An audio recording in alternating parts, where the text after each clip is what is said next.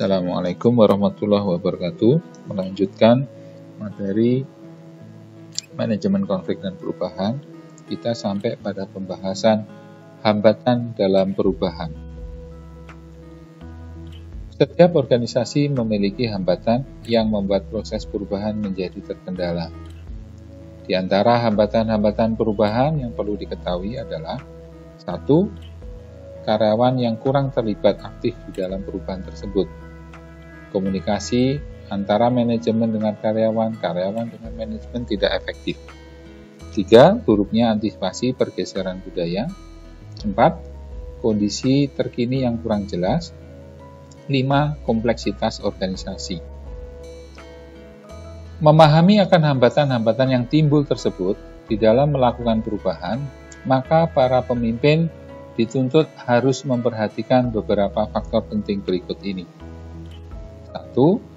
Mengenali serta menerima kebutuhan akan perubahan. 2. Mampu melakukan komunikasi. 3. Mendukung perubahan yang diperlukan. 4. Mempertegas reaksi terhadap perubahan baik positif maupun negatif. 5. Berperan sebagai teladan atau contoh. 6. Mencari dan mengenali zone of stability atau zona stabilitas. Beberapa penelitian dan pendapat para ahli tentang alasan ketakutan seseorang terhadap perubahan. 1. Menurut Kickman and Shapiro pada tahun 1997 menyatakan bahwa salah satu faktor yang menyebabkan resistensi terhadap globalisasi SMWT adalah budaya yang dibawa karyawan masuk ke dalam organisasi. 2. Wellin and Riggs pada tahun 1995 berpendapat usaha-usaha re-engineering seringkali gagal diimplementasikan karena perusahaan terlalu fokus pada proses dan pekerjaan, sementara mengabaikan faktor manusia yang terlibat dalam proses tersebut. 3. Pernyataan yang senada dikemukakan oleh Zheng and Brownbank pada tahun 1996 yang mengatakan bahwa perubahan radikal dalam proses re-engineering mempunyai risiko akan ditolak oleh status quo pada saat ini. Oleh karena itu, proses HR atau proses human resources juga harus di re-engineering atau dilakukan peninjauan kembali, perubahan kembali secara ilmiah agar dapat mendukung perubahan budaya organisasi. Resistensi terhadap perubahan.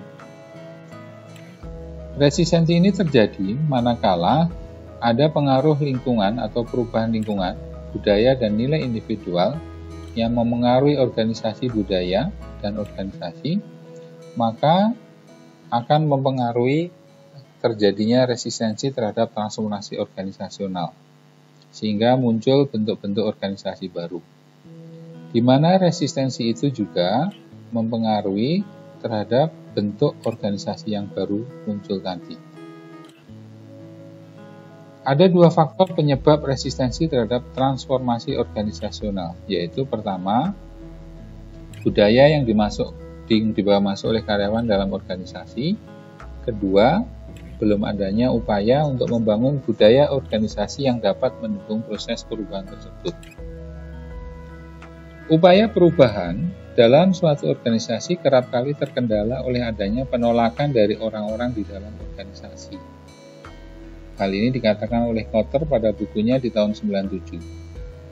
Selain itu, karena ketidakmampuan atau keengganan untuk mendiskusikan atau menerima perubahan organisasi yang dirasa dalam beberapa cara seperti mengancam atau merusak individu.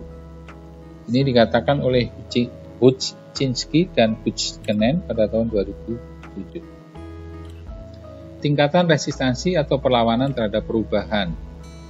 Yang pertama, acceptance atau kesediaan menerima perubahan yang ditunjukkan oleh sikap antusias, kesediaan untuk bekerja sama, kerjasama di bawah tekanan manajemen, atau kesediaan menerima perubahan. 2. Indifference. Sikap tidak acuh ditunjukkan oleh sikap apatis, hilangnya minat bekerja dan hanya jika diperintah, serta merosotnya perilaku karyawan. 3. Passive resistance. ditunjukkan oleh sikap tidak mau belajar, melakukan protes, dan melakukan kegiatan sedikit mungkin. 4. Aktif resisten, ditunjukkan dengan cara bekerja lambat, memperpanjang waktu istirahat kerja, meninggalkan pekerjaan, melakukan kesalahan, mengganggu atau sabotase. Resisten individu. Terdapat beberapa faktor pendorong bagi timbulnya resistensi individu dalam organisasi, yaitu 1. Ketidaknyamanan ekonomis. Bagi orang-orang dengan kinerja rendah, perubahan dapat menyebabkan ketidakpastian dan berdampak negatif pada kelangsungan masa depannya, seperti kehilangan pekerjaan. Hal ini mengakibatkan ketidaknyamanan secara ekonomis. 2. Ketakutan atas hal yang tidak diketahui. Merupakan gangguan atas pola yang sudah mapan, yang dapat berakibat pada perpindahan unit kerja dan perubahan sistem kerja sehingga menyebabkan ketidaknyamanan. 3. Ancaman pada hubungan sosial. Perubahan organisasi dapat mengancam integritas persahabatan kelompok dan merusak tatanan hubungan sosial yang diharapkan. 4. Kebiasaan. Kebiasaan yang sudah ada harus disesuaikan lagi dengan adanya perubahan. Resistensi individu. Berikutnya, kegagalan kebutuhan untuk berubah.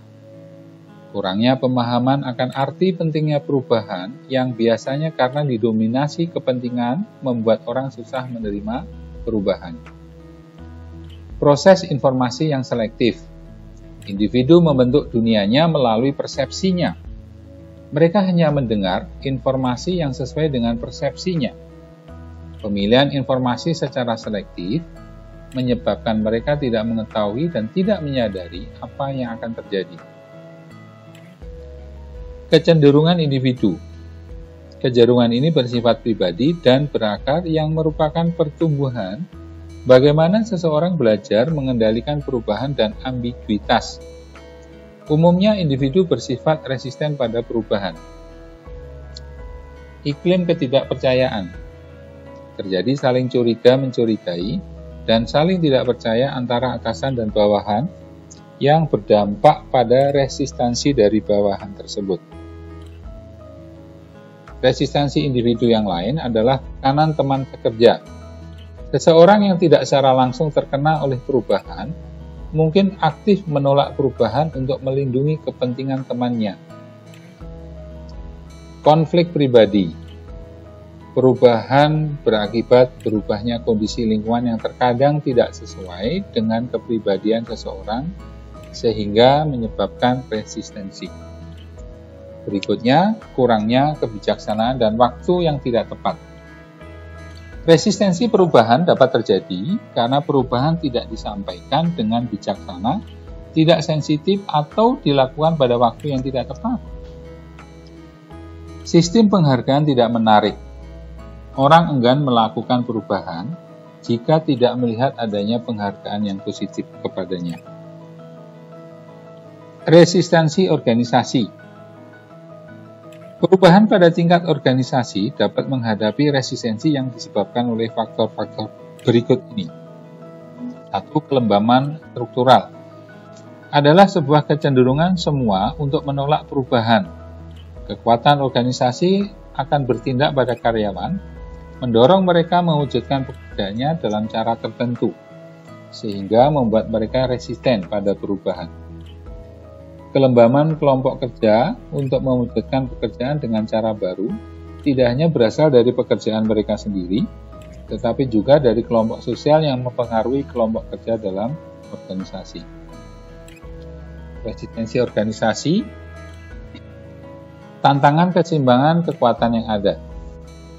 Jika perubahan dilakukan dengan memberikan penghargaan kepada mereka yang bertanggung jawab, maka mungkin akan terjadi pergeseran keseimbangan kekuatan antara individu dan subunit organisasi.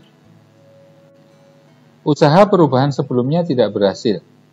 Kelompok atau seluruh organisasi yang pernah tidak berhasil dalam melakukan perubahan di masa lalu merupakan penghambat perubahan, karena sebagian orang merasa tidak percaya keberhasilan perubahan yang akan dilakukan.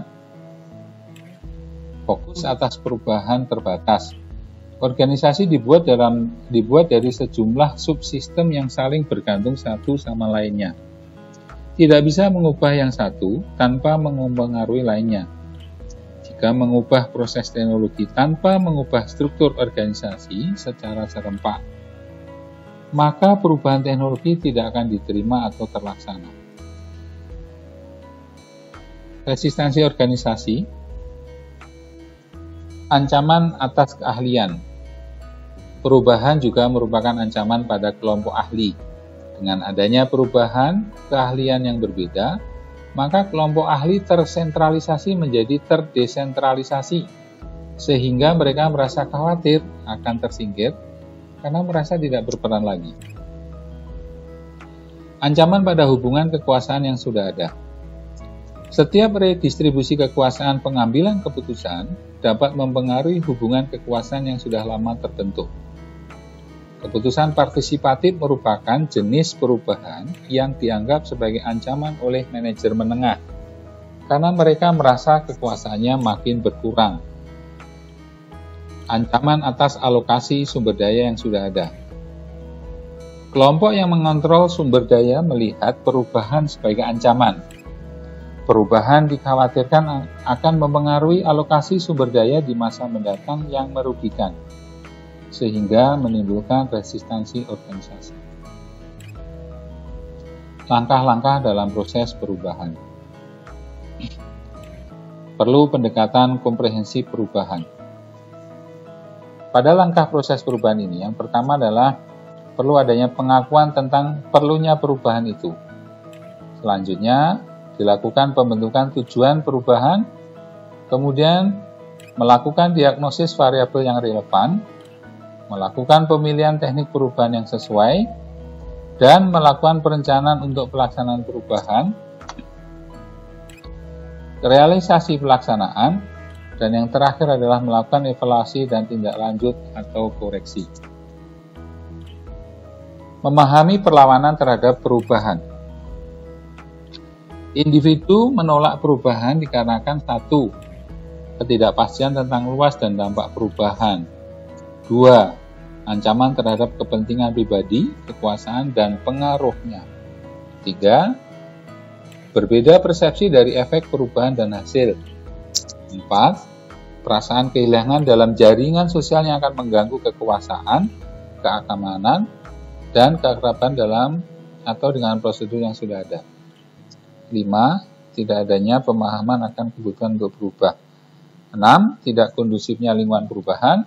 7. Perubahan yang akan dilakukan bertentangan dengan nilai-nilai dasar organisasi. 8. Kesalahan dalam memahami perubahan dan implikasi-implikasinya. Memahami penolakan perubahan. Cara mengatasi perlawanan terhadap perubahan tersebut. Pertama, mendorong partisipasi aktif dalam proses perubahannya. 2. Memberikan pendidikan dan komunikasi tentang proses pertumbuhan atau perubahan secara clear, secara transparan. 3. Melakukan fasilitas atau memfasilitasi proses perubahan dengan membuat perubahan yang diperlukan dengan mengumumkan perubahan di muka dan memungkinkan waktu untuk beradaptasi terhadap perubahan itu. Memahami penolakan perubahan. Analis kekuatan lapangan penutupan pabrik di PTI. Ini adalah sebuah contoh kasus. Pada satu sisi, terdapat alasan untuk menutup. Pada sisi yang lain, terjadi alasan melawan penutupan. Yang menjadi topik adalah penutupan pabrik. Maka akan ada dua pendapat yang berbeda. Alasan untuk menutup adalah perlu untuk memotong biaya, sedangkan alasan melawan penutupan terjadi perlawanan dari serikat pekerja. Alasan menutup kelebihan kapasitas atau overstock, sedangkan alasan melawan penutupan adalah terjadinya keprihatinan dengan kesejahteraan pekerja. Alasan untuk menutup, fasilitas produksi sudah ketinggalan zaman, sedangkan alasan melawan penutupan memungkinkan atau kemungkinan kebutuhan masa depan karyawan. Demikian pembahasan kita pada tahap ini. kita akan lanjutkan pembahasan materi-materi yang masih berkaitan dengan manajemen konflik dan perubahan di kesempatan berikutnya. Terima kasih. Assalamualaikum warahmatullahi wabarakatuh.